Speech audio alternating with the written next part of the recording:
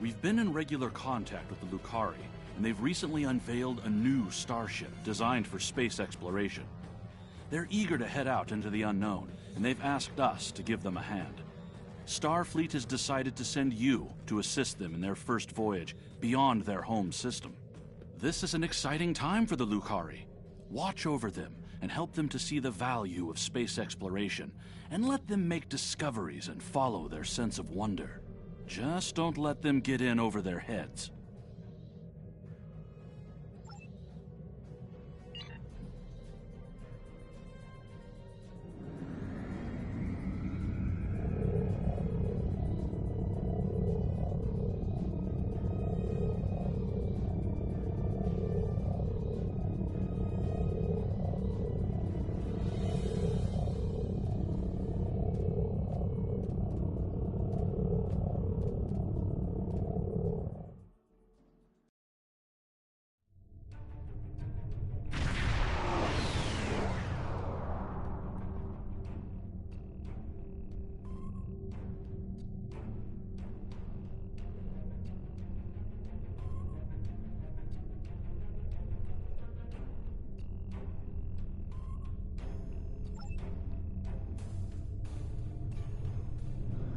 My dear friend Camarga, just think about how much I can help. I try not to think about you at all, Marjorie. If not me, consider my wealth of useful contacts. I've seen the last of you, that is to say, we meet again.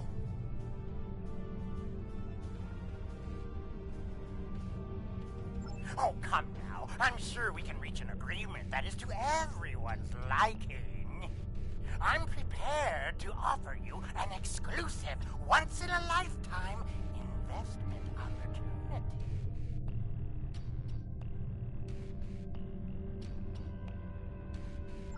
Thank you.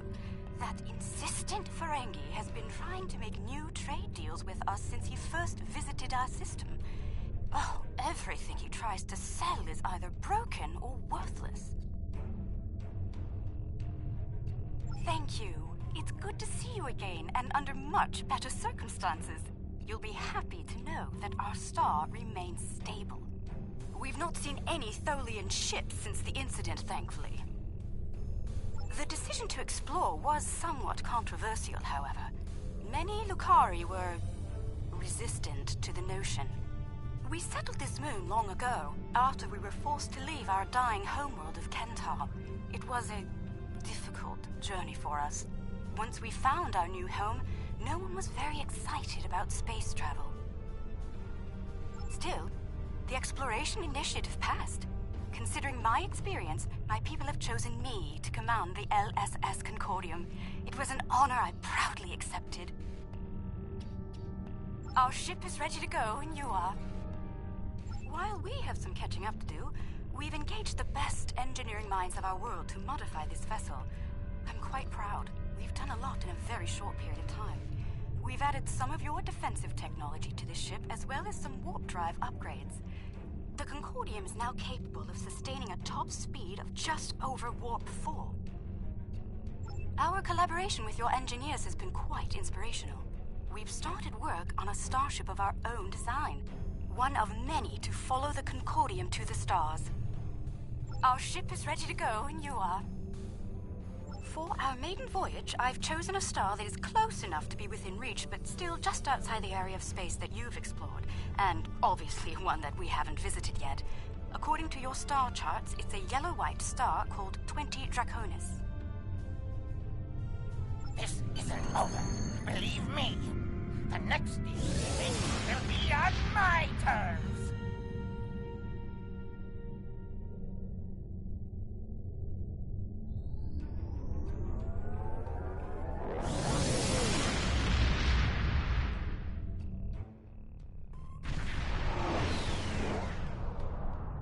We've arrived on the outskirts of the system. There's a large field of rocky debris and asteroids. We're picking up various metals and crystalline formations. Should we approach one of the larger asteroids and take some more readings?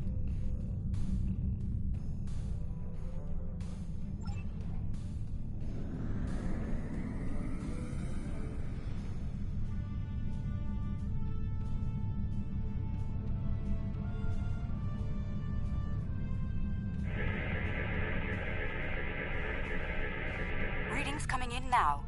Large quantities of silicate, hematite, hafnium, iridium.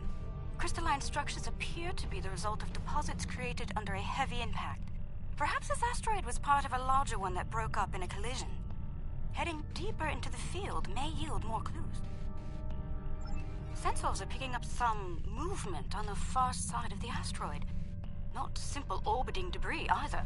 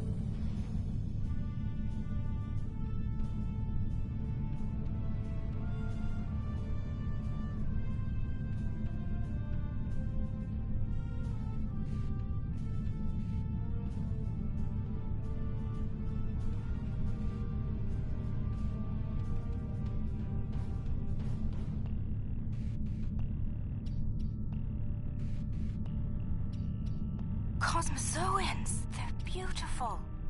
Do you have any information about them? Intriguing. The Gekli communicate using radio waves and feed on dust particles and energy emissions. And, well, it seems an adjustment of our EM band is in order. I don't like the idea of the Concordium becoming a Gekli food source.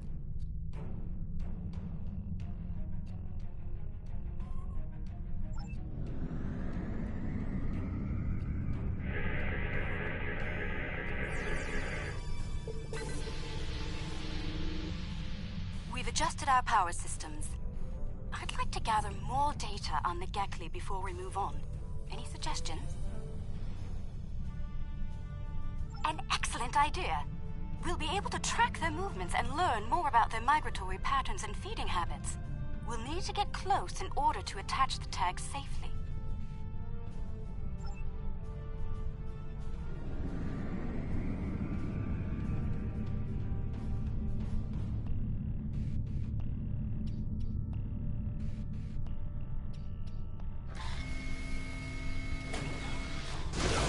Data's coming in from the Gekli.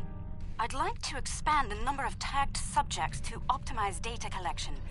Let's get close enough to slip in with a pod and join them in their swimming.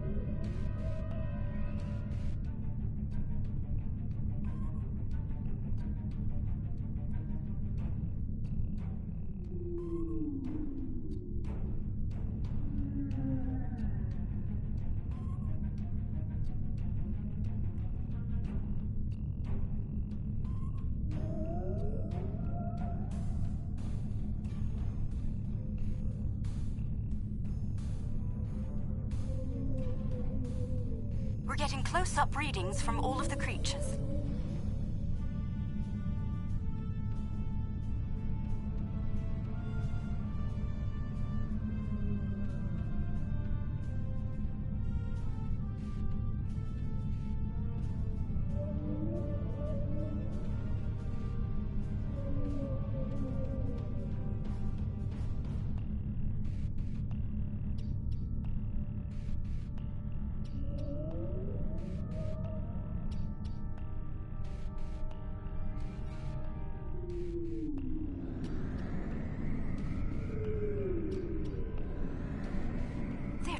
us like one of their own.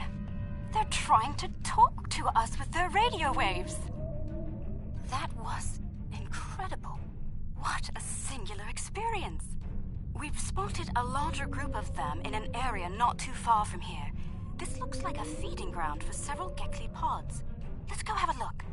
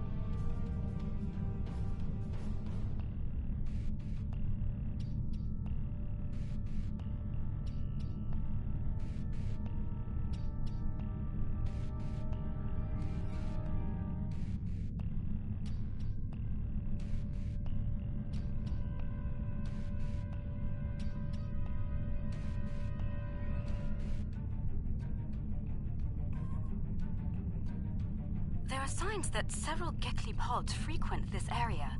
There's a lot of dust and particulate matter, but we can't see how the asteroids are getting broken down. I think there's something we're not seeing on the visible spectrum. Your ship has a stronger deflector than ours. Can you emit a particle wave? We could use that to illuminate things that might be happening in different spectra.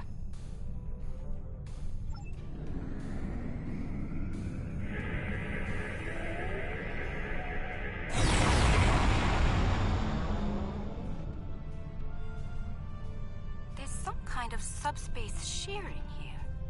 It's causing cosmic strings to snap off and break up the asteroids. That must be why the Gekli feed here. There's plenty of particulate matter for them to consume in the debris fields. I think we've collected some solid data here. We're ready to move on when you are.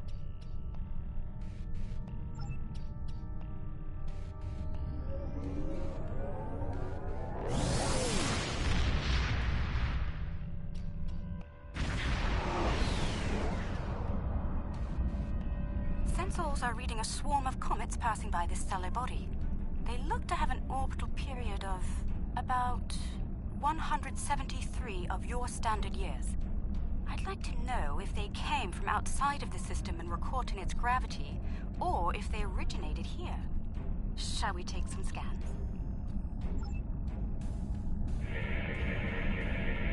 This comet is mostly ice and dust. There are indications that the cometary matter formed around a magnetic core. The other comets may be more interesting. Let's move to the other comets and study them closely.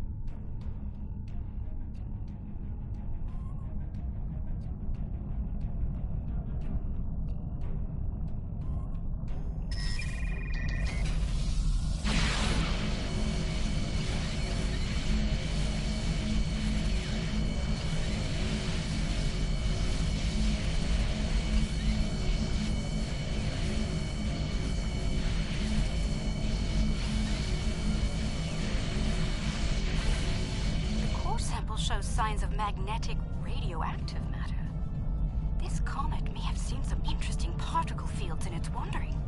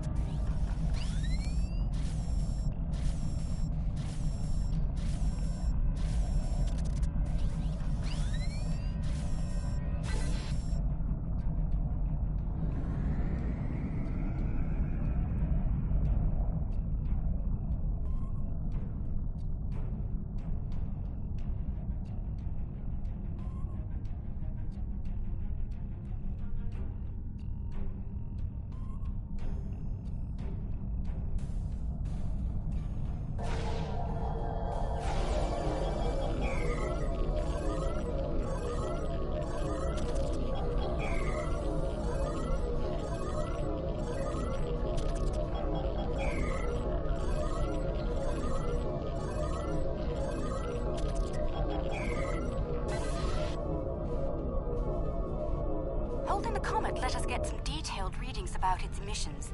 Based on the structure of its silicate crystals, it's been in a pattern. It picks up energy from its trip near the star, then loses that energy as it loops past the planets. It's like ice melting and refreezing, but it seems to lose a large quantity of energy all at once near here. I'm not sure why. The radioactivity should be steady.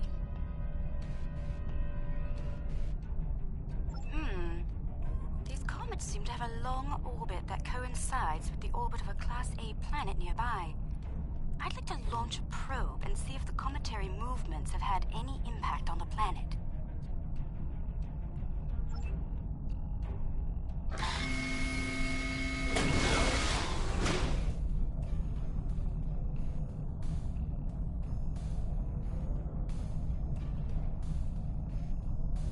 Probe data received. The planet is radiating a considerable amount of heat for its size. Nothing our shields can't handle, but I don't see any expeditions to its surface happening anytime soon. Curious. I'm picking up several large, moving sources of energy. Sensors indicate they're a life form of some kind.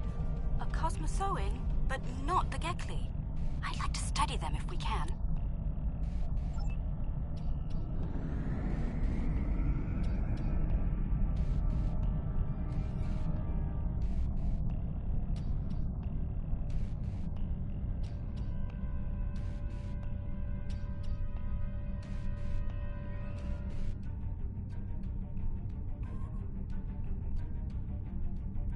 The planet is geothermal in nature. Its surface is partially molten.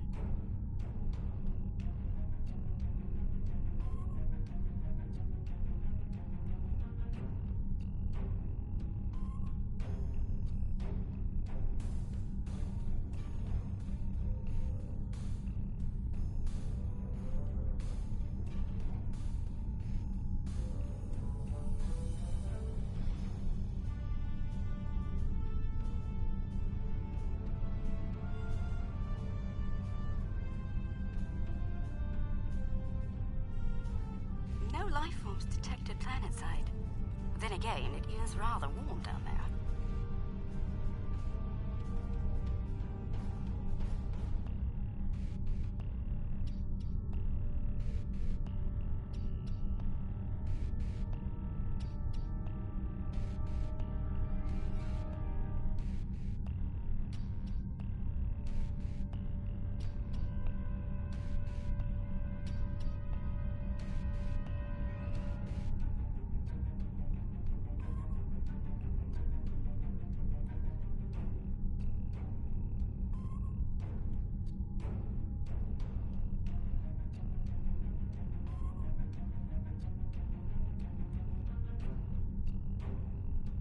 There they are.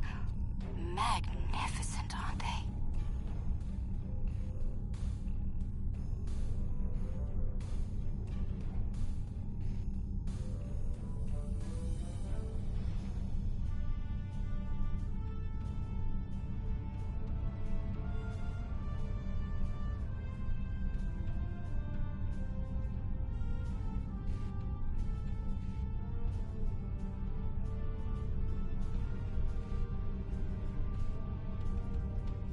Creatures are luminescent ovoids?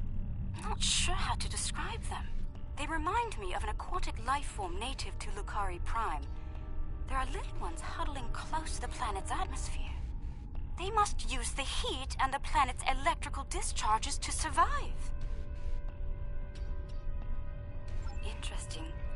These life forms were encountered by the USS Enterprise D on Deneb 4, someplace called Farpoint Station. They haven't been seen anywhere else since. We shouldn't harm them or their young. Let's transmit a greeting, then be on our way.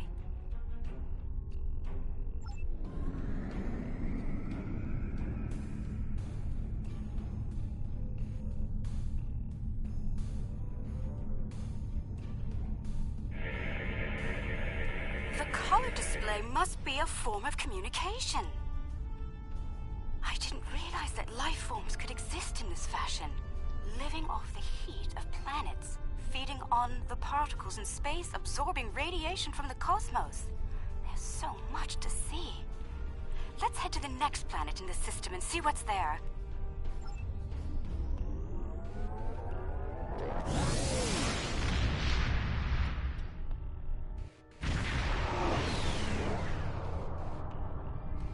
Are you seeing this?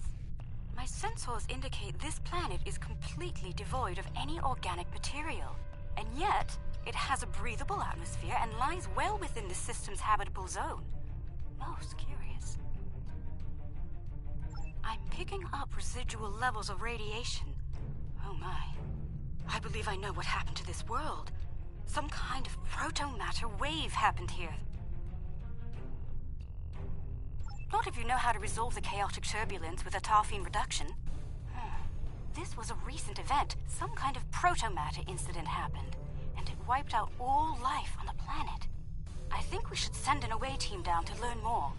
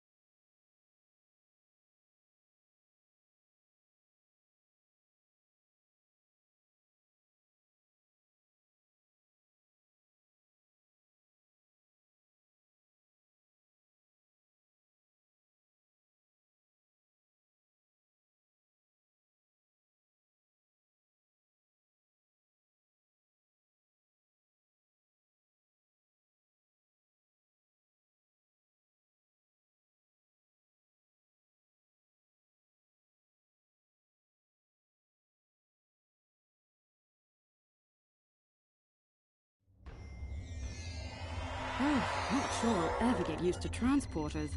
Let's see. Initial scans suggest this area used to be inhabited, but I can't find a single trace of organic matter. None.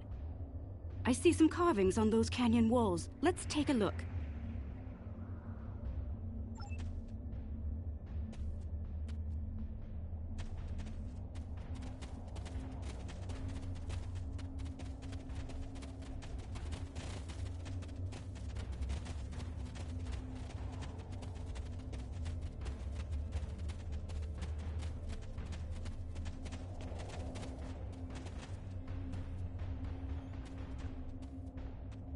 The walls of this canyon were worked by tools. I'm sure of it. Sentient life forms lived here. Until the proto-matter detonation. This pillar here, it seems to be a sign pointing to that canyon. Perhaps a pathway there leads to a settlement of some kind. I'm reading metallic objects there as well. Shall we take a look?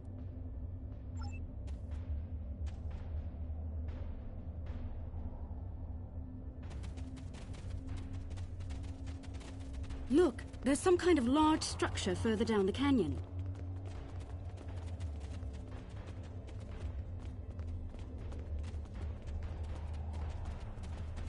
Look at the size of that plaza. These people must have had quite a developed culture. Let's take some readings up there.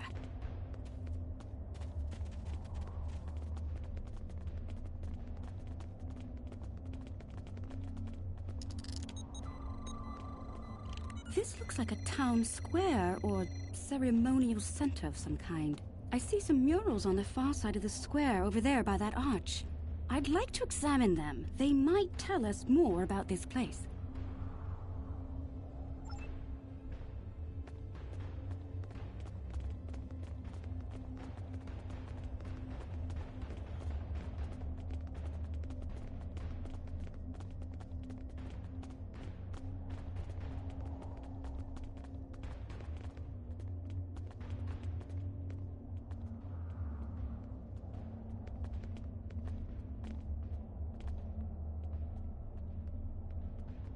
These murals depict people bringing some objects to this place. Crystals or gems, I believe?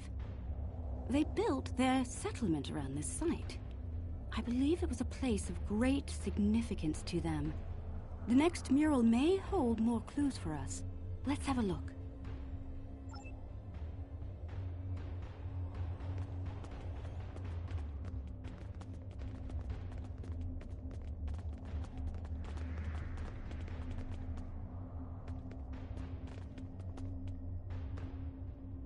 This mural depicts the construction of this large structure. I suspect it was a temple or a place of contemplation for the people. The crystals were revered by the locals, perhaps even worshipped by them. We'd better have a look at the next mural, don't you think?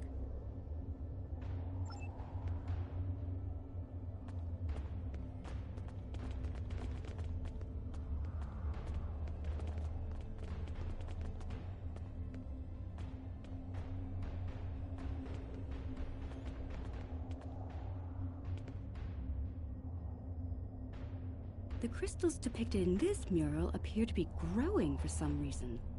I wonder if this is a symbolic or literal representation of events. Perhaps the structure needed to be modified to hold the volume of crystals they collected over the years. Quite the enigma we found here. I suspect there's more to be found inside. Getting there will be a challenge, however. According to my scans, these pillars are connected to some kind of massive mechanical structure.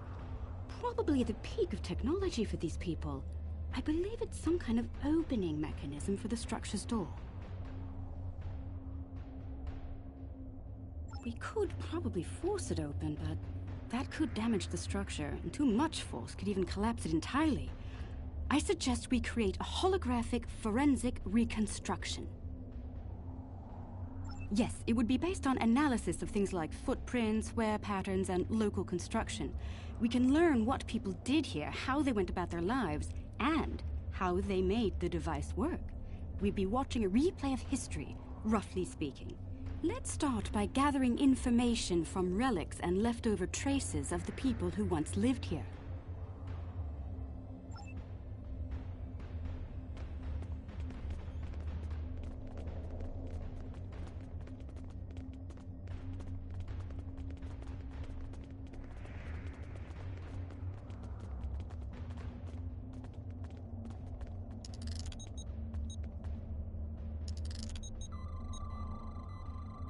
The wear patterns here show us that people leaned against here frequently. This was a meeting and gathering area.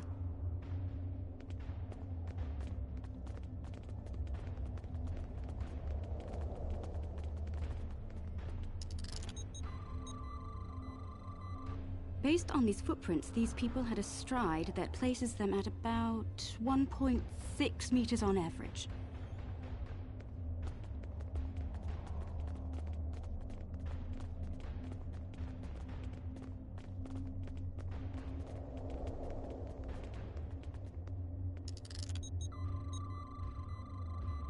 These artifacts were used with opposable thumbs and indicate a likely handspan of 22 centimeters.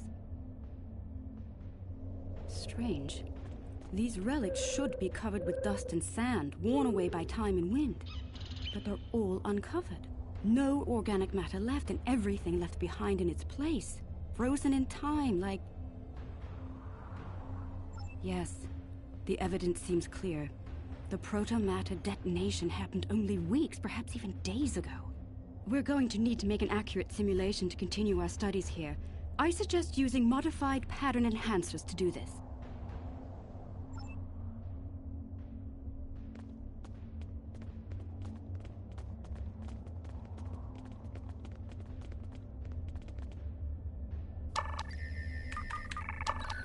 Enhancers online. The signal is strong and clear.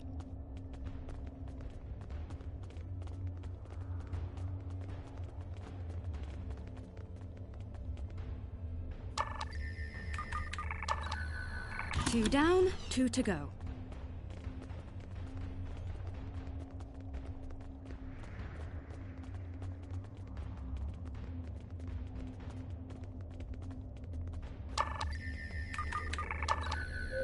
That's three. One more and we'll be ready.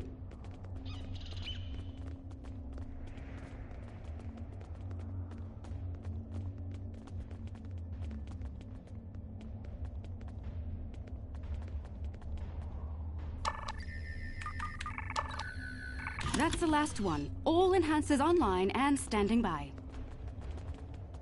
All right. The enhancers should give us a pretty good image range. Your tricorder can then act as the center of the network control for the enhancers. I can tie in my data to your tricorder whenever you're ready. Get a little close to the center of the square so we can see what happens.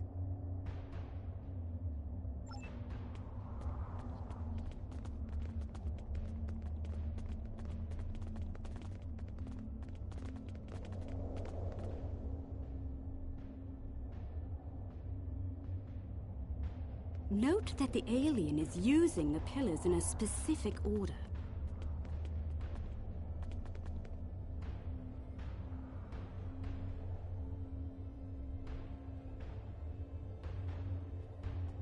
They're making the murals match up on each pillar.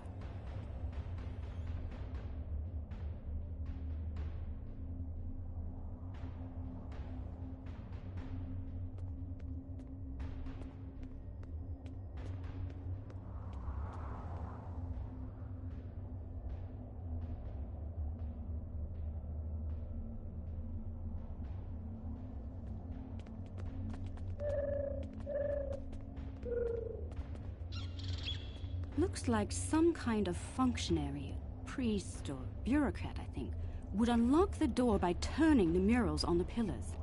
The top mural on each pillar seems to be locked in place for reference. We should follow the order they used on the pillar murals. If we can turn them correctly, I believe we'll unlock the door.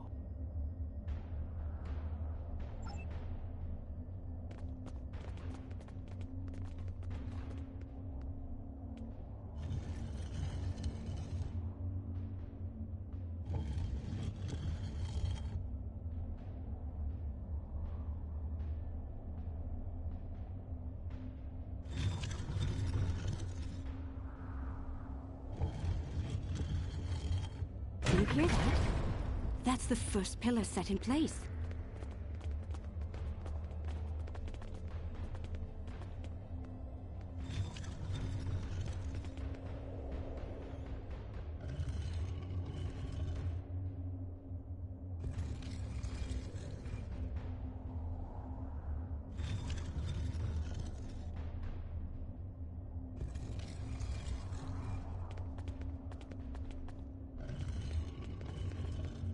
That's 2 pillars set into place.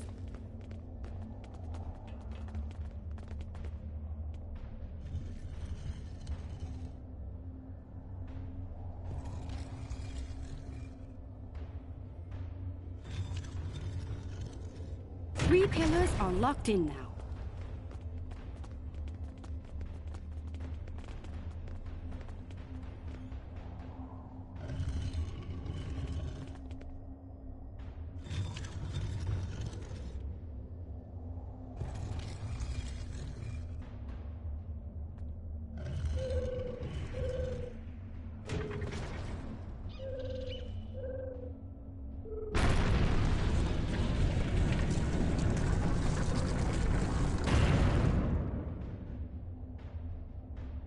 That's it! It's working! Well done! Shall we see what secrets this building holds? I think I see another mural inside the doorway. We should take a look at it.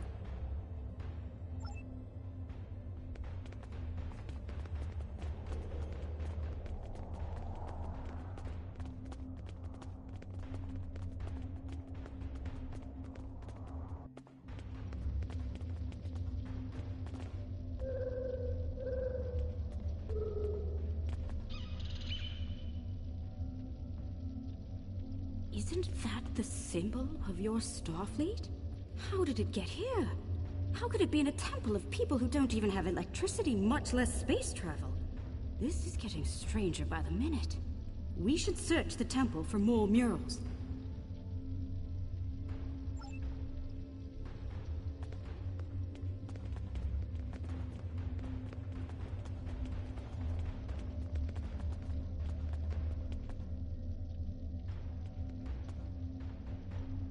Those people in the picture, they don't look like the others. What happened here? If Starfleet officers contacted this civilization in the past, why wouldn't you have a record of it? We should head deeper into the temple and continue our search.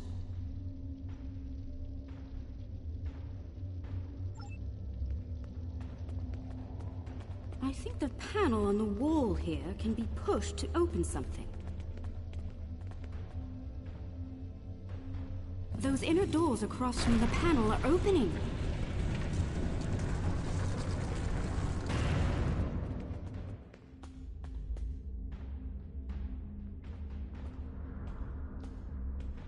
What is all of this?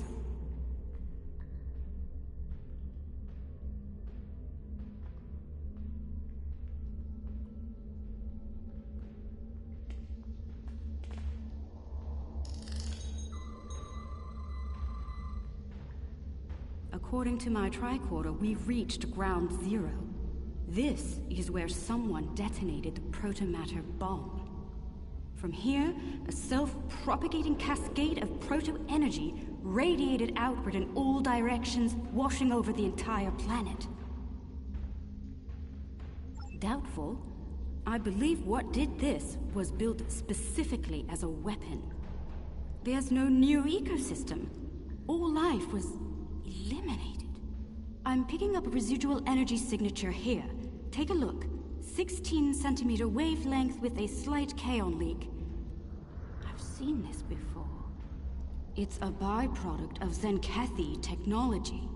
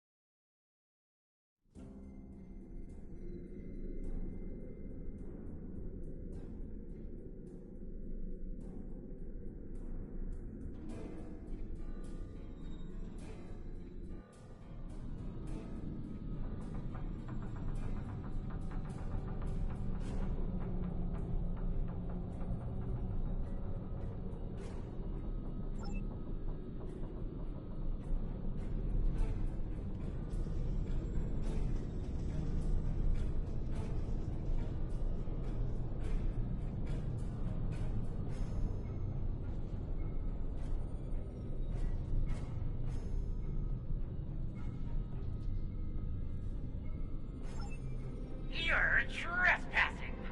I'm claiming this station as salvage, along with everything in it. A little piece of history like this will be quite the vacation site.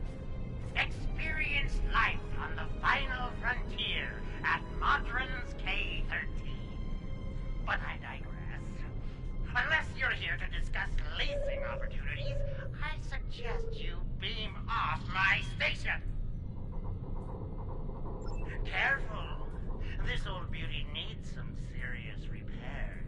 It'd be a shame if something happened to you, or the active stasis pods my men found on board.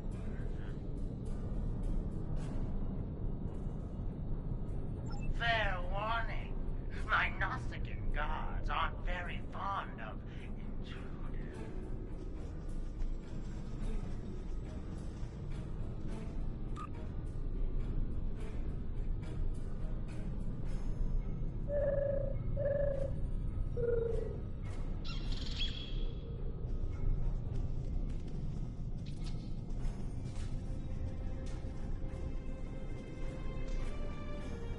I'd be happy to sell the pods to you. Consider their living contents a promotional bonus.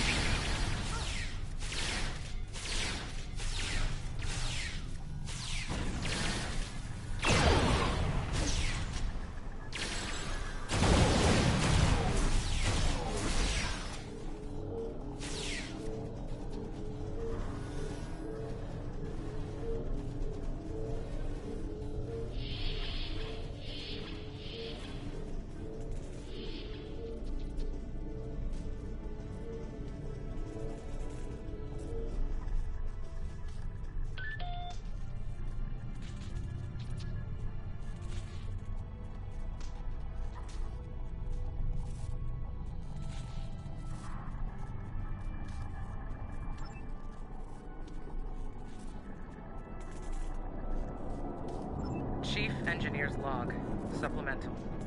By my account, we've been hurled back in time to the 16th century. To make matters worse, we're a very long way from the den of the system. None of our shuttles are warp-capable, and even if we could get to Earth, we'd be in the wrong time. In short, we're stuck. There's nothing to do now but wait and try to conjure up a way to get back to the right time.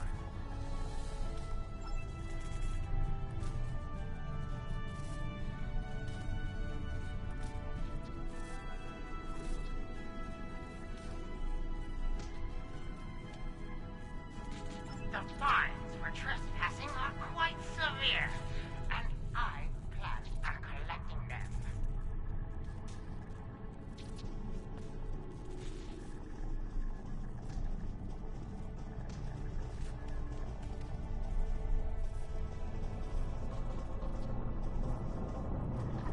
Chief Engineer's Log, March 18th, 1570.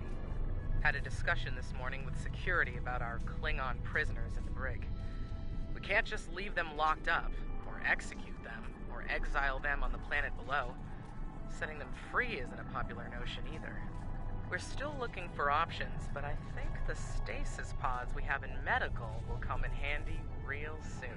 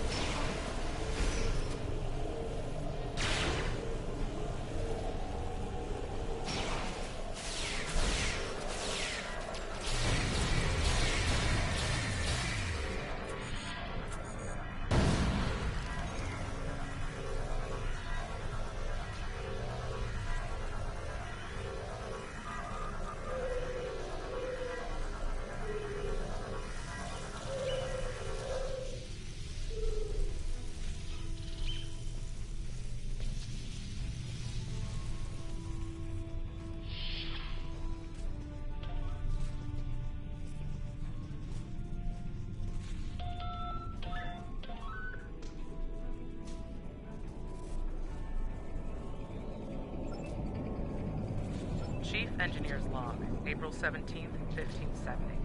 Today we visited the planet we're calling Draconis 3 to collect supplies. The good news, there's a humanoid civilization down there. The bad news, a potential Prime Directive violation. Our landing party was seen beaming in by some of the locals. We're hoping that doesn't impact their culture in any way. One thing's for sure, they can't help us go home. Their tech level is Bronze Age at best.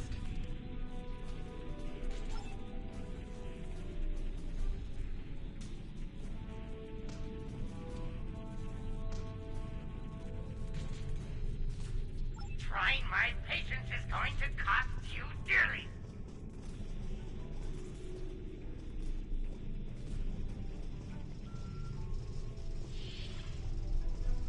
Chief Engineer's Log, August 6th, 1570. The Warp Booster Sled project is officially a bust.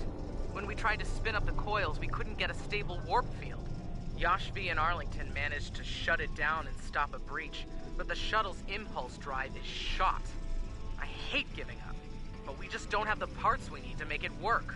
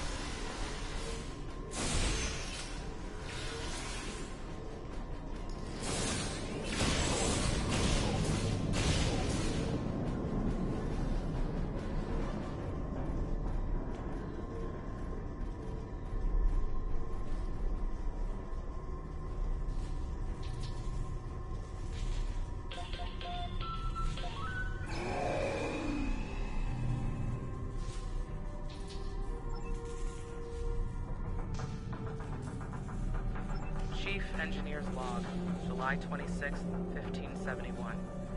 Most of us went into stasis this morning. There weren't enough pods for everyone. 3 of us had to stay awake. We drew lots, and Tavon, Sheridan, and I were the lucky winners. Since we're out of options, we've decided to go native and live out our lives under Conus 3. Hopefully, one day our records will be found, and the people of Station K-13 will be remembered.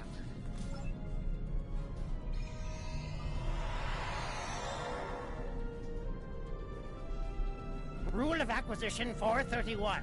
When the shooting starts, let the mercenaries handle it. Handle this, Captain!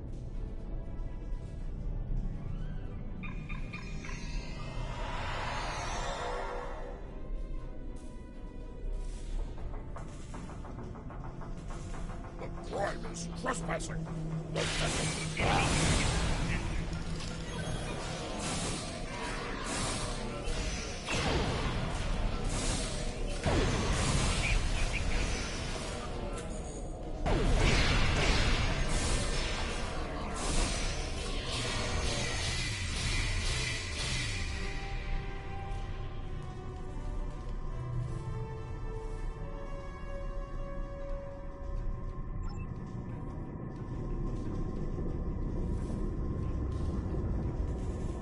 Chief Engineer's Log, July 9th, 1571.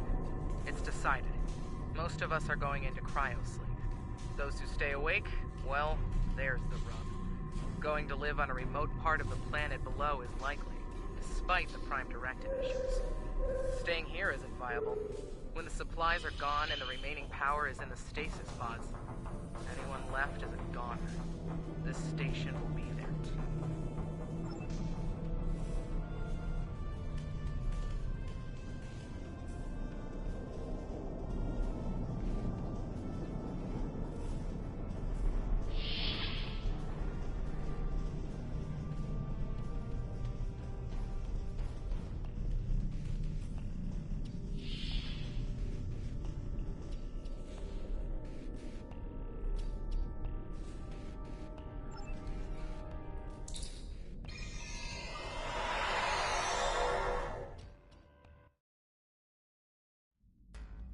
I see you took out the Nausigans on my station.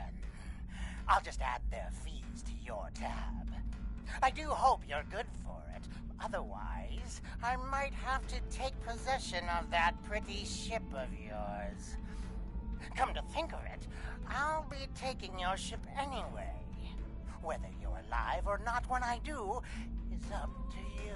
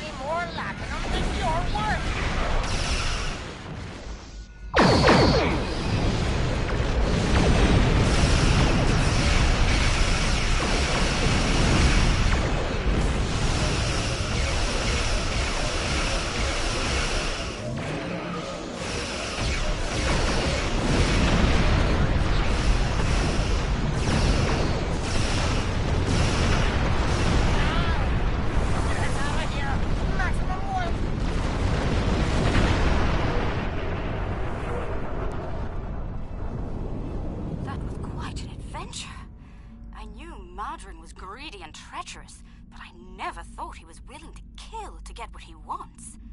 In spite of that, I feel like we've learned so much out here, and for the better. Indeed. I'd say our first flight was a success. Now we need to share our discoveries with everyone back home. I hope today's events will convince my people of the continued need to explore and to be part of the galactic community. With luck, we'll do this again sometime, and soon. On behalf of the Lucari people, thank you.